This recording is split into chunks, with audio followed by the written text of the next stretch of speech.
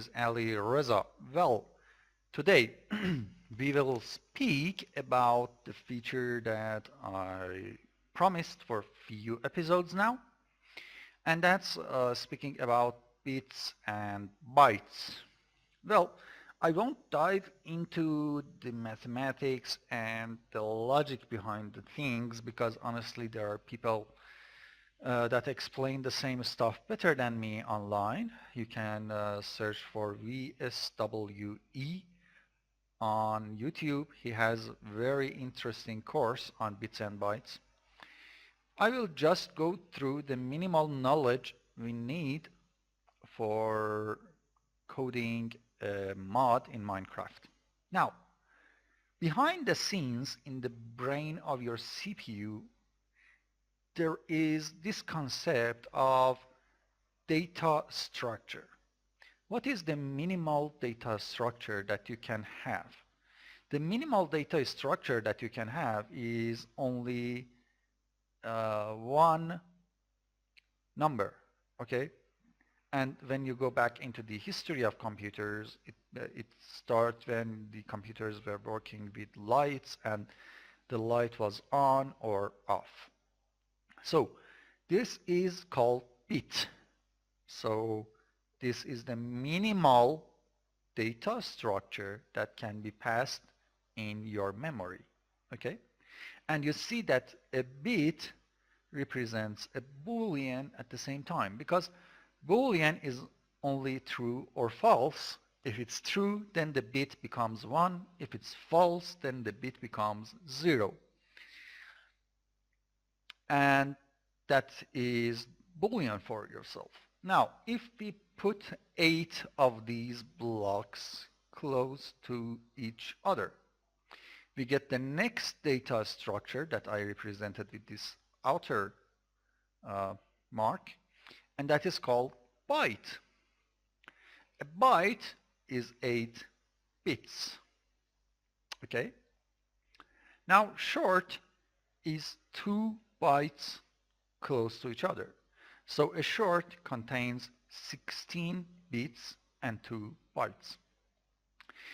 And well, if we put 4 bytes close to each other, we get the integer or a float.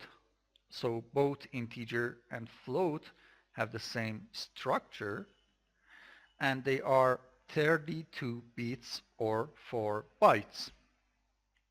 Now we make an integer a block of green color. If we put 2 integers or 2 floats close to each other in a data structure, we get long or double. Integer becomes long, float becomes double. So more precision or the longer range of numbers. So int have 32 bits and 4 bytes. Long has 64 bit and 8 bytes. Remember, at least these two sections, so the integer and the long, depends a bit on the operator systems. So we are speaking about Java for time being, okay? Now, the next section, we will speak about bit operators. Okay, so all of them, as you can see, I started with the same byte. This is 1 byte, okay? Just to make it consistent. There we have a not. Not means if the bit inside the structure is 0, it will be converted to 1. If it is 1, it becomes 0. I, as I said, don't and won't dive into converting these bits to the corresponding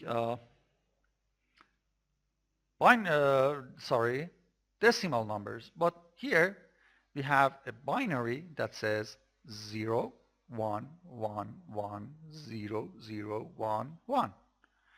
And if you want to see the decimal, it's 150. Okay? So the calculator is handy there. And I won't dive again inside how these are going to convert to each other. But let's see what is the biggest number that a byte can have. Well, 1, 1, 1, 1, That's 4, 5, 6, 7, 8. If we convert it to decimal, it's 255. On the other hand, if we put two of them to close to each other, so we are going to look at the short, so I need to put 8 more. So let's go with 1, 2, 3, 4, 5, 6, 7, 8. 1, 2, 3, 4, 5, 6, 7, 8. Okay? The decimal for that is 65,535. So this is the biggest number that a short can have. And integer, so it's 32 of these guys. Let's go. 4. This is 1 byte. This is 2 byte. 3 byte and 4 byte. And here it gives you a help. So it's 0, this is 0 to 15 means this is 16. 0 to 31, this means 32 digits in the binary. And if we convert it to decimal, this is the biggest number in integers. So for billion, 94 million and blah blah blah. But of course it's not the same thing because we are just using all the numbers as 0 to higher up numbers, because I talked about this last and higher number. It's a signed number, so this is a uint. Don't forget that. This is a uni int. It means it goes 0 and above. If you have a int range from minus to positive, then you need to divide it by 2. That would be, as you can see, now I divided it by 2. This one bit became 0. So I think I was wrong. That was the highest number. Okay, let's go for a long.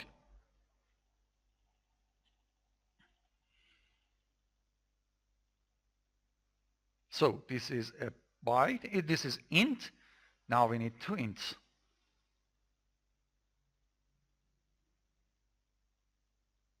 And this is a long for u.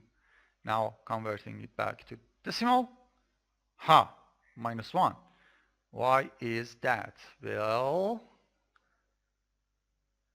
decimal is using, can I see a way or other way? No. Well, decimal is an int in calculator's eyes, but this is a long for u. It can accept 64 bits, okay? Or a double for that case. Now, let's speak about operators. So, not is that if a bit is 0, it will be turned to 1. If a bit is 1, it will be returned to 0. So if you put some byte like this and use this in the Java, that's the indicator for not, this is the byte you will receive. Okay? Simple enough. And, well, and says if only I have 1 and 1 between 2 bytes that you give to the command. So it says byte 1 and byte 2, and this is the AND for the bit operations. So if a bit in both of those bytes is 1, it will become 1. Otherwise, even if one of them is 1, it will be turned 0, and 0 and 0 gives 0. So only when you have 1 in both of them in the same index, you will get 1. So the same number and with some other bit, this is the result for you. XOR, well, let's speak first with OR, because XOR is something between these two, and that's why I put it in between AND and OR. OR says that even if only one of these bits in the index is 1, I will return 1. So 0 or 0, of course, is 0. 1 or 1 is 1. Now 1 or 0 will be turned 1. If I had 1 here, 0 or 1 would return 1. Okay? And this is the character for OR operation in Java. Now coming back to XOR, well, XOR says if and only if one of these two is 1, I will return 1. Otherwise, no matter what, I will return 0. So 0 XOR 0 is 0. 1 XOR 1. That doesn't mean we meet the condition. We just need one index to be 1. The other should be 0. So if both of them are 1, then I will return 0 again. 1 XOR 0. Now it returns 1. And again here returns 0, 0, 0, 0, 0. So this left column is your basic bit operators. On the right column, we have something called bit shifting. If this is the bit we send in and we say shift to the left 2 bits, what will happen is that this first bit that is called least significant bit will shift to the left 2 times, as you can see. And in place of those empty bits, it will be placed by 0. The next one again 2 times, 2 times, 2 times, 2 times, 2 times, and finally we will lose these most significant bits at the end. So if we shift it to the left 4 times, this is what happens. It will shift 4 times, replaced with 4 zeros, and the next, and the next, and the next, and we lose the 4 top digits in the bits, okay? Now, if we shift to the right, the reverse is happening. So the most significant will shift 2 times to the right, to the right, to the right, to the right, and finally we'll lose the 2 least significant bits. And in place of those 2 shifts that now is empty, we will be replaced by 0. If we shift 4 times, well, the same thing will happen. We will lose these 4 least significant bits, and those 4 empty spots will be replaced by 0. These stuff is the base of every operation you have on bits. Now, let's see some examples. In all the examples, we start with the same byte, okay? So first we send in a byte, we say, hey, do not operation on this byte, okay? So we get something. And then we say, okay, I want this operator be XORed with this mask. What we get is the same thing we had here, okay? And we add a flag to this bits and continues. We keep this not 1, okay? The end result is a bit different. If you look in here, the end result when we send the byte inside this operation, basically what we had done is flagged this bit and this bit. Toggled all the bits to the opposite other than these 2. Okay? And these 2 are the mask. So, for example, here we wanted to revert this byte and only keeping these 2 bits. So we said a not, we added a mask with the key things that we wanted, and we got the result. Now, again, some other way. Same byte goes into not, then it becomes this guy.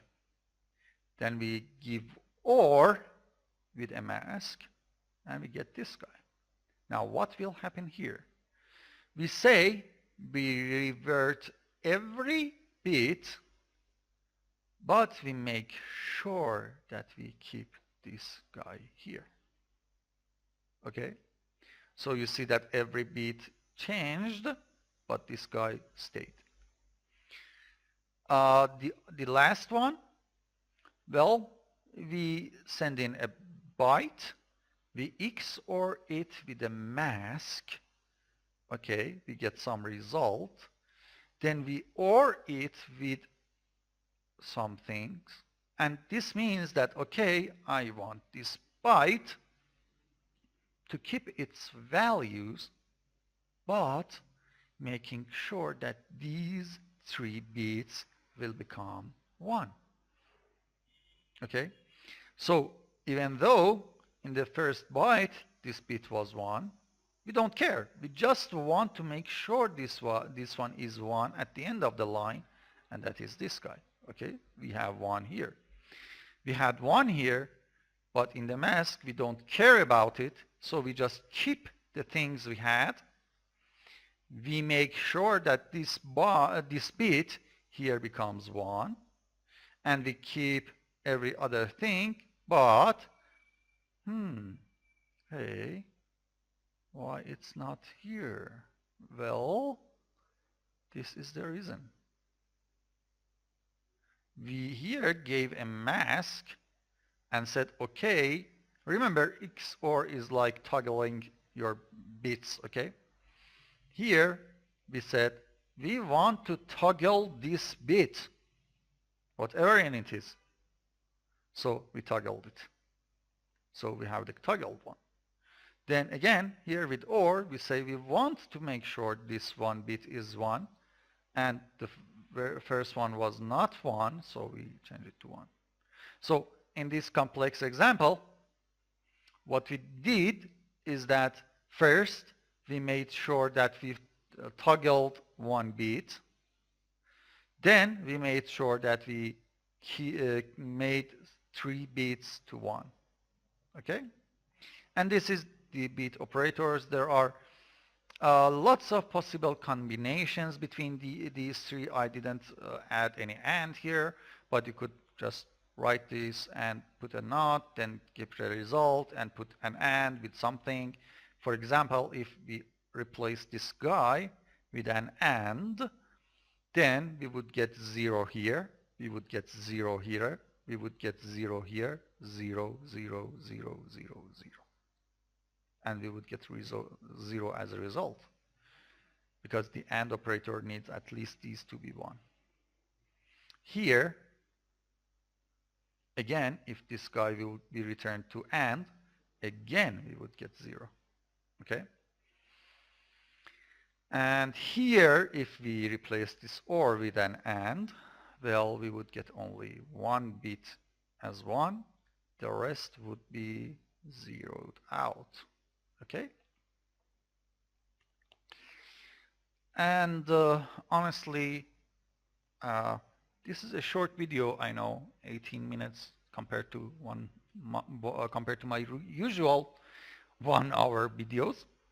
But bits and their operators are not too complex.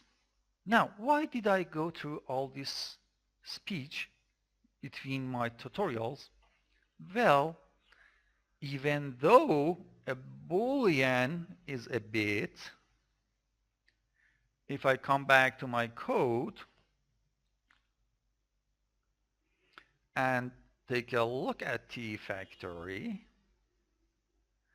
when I'm writing or reading from NBT, and when I'm working with NBT, I'm writing for as many booleans for tabs I have, and where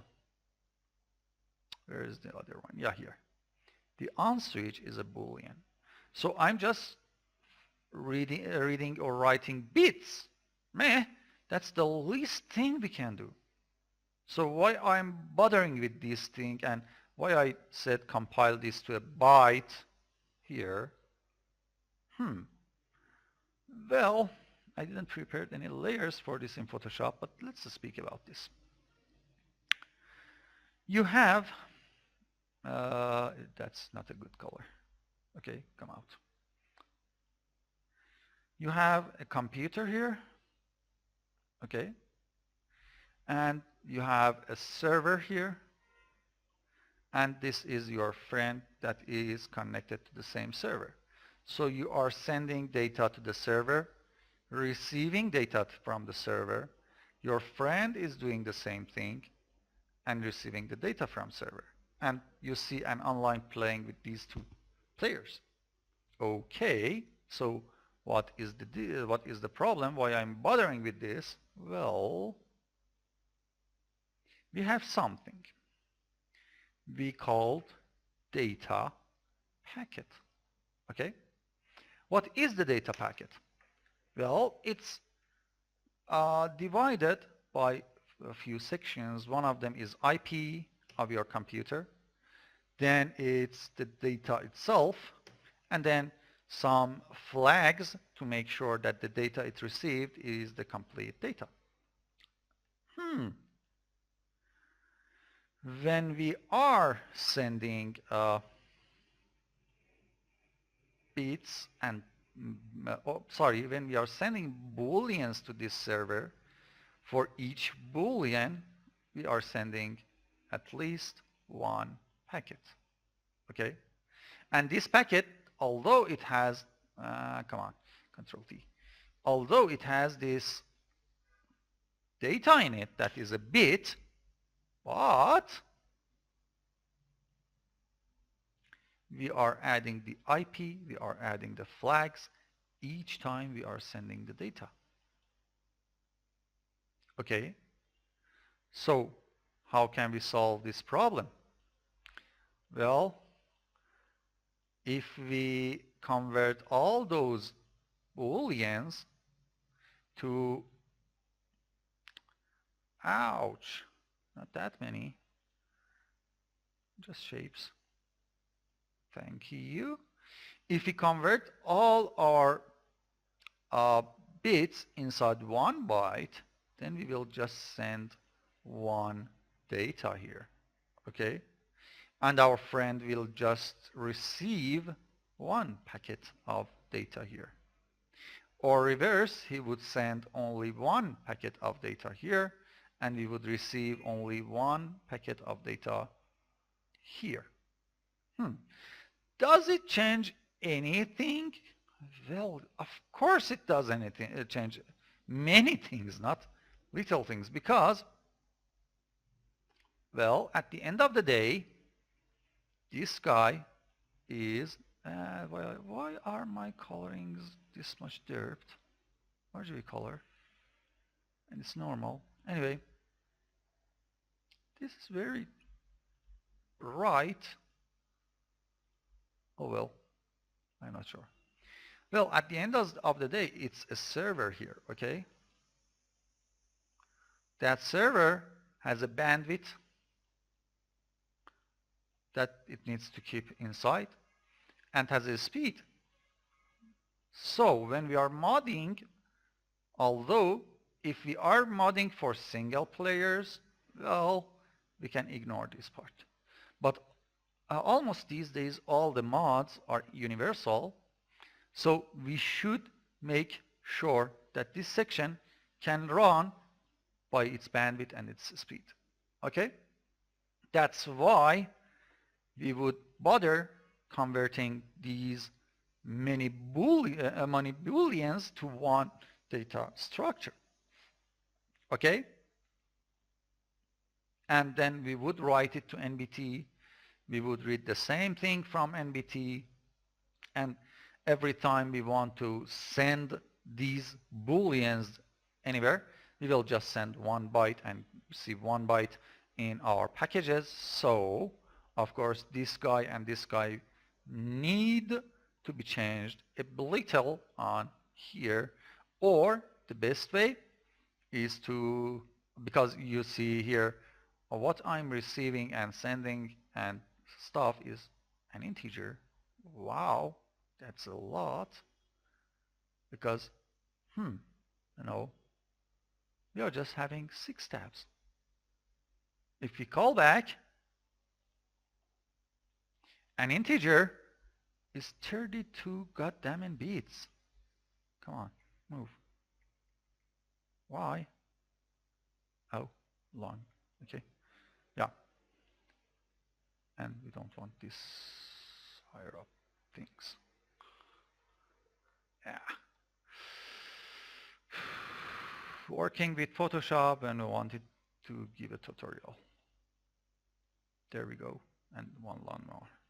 Okay, so remember, an int is 32 bits, and we are using it for only 6 bits. Can we change the stuff? Right now, well, I can say it's a byte. Okay? And send the message as a byte first. And no index there. But of course, it will come back to our the implementing message. Why are you yelling at me? Why are you yelling at me? Because index is a byte now. Okay. And we are accepting a byte here. And then we read a byte here. Okay, so this part is happy. And we are sending a byte here as well. Okay, so this part is happy, but we want to make sure that our factory GUI casts our I to a byte. Okay? And by that, now we are sending the data. On the other side, we are receiving a byte again. And of course, we're calling the set active. The set active is accepting an int. It's not a problem, but you can say a byte here too for the sake of consistency, and you see that it still works. Okay? So that's one part of organizing it. And well, I want to add some stuff in next episode just to make my life a bit easier.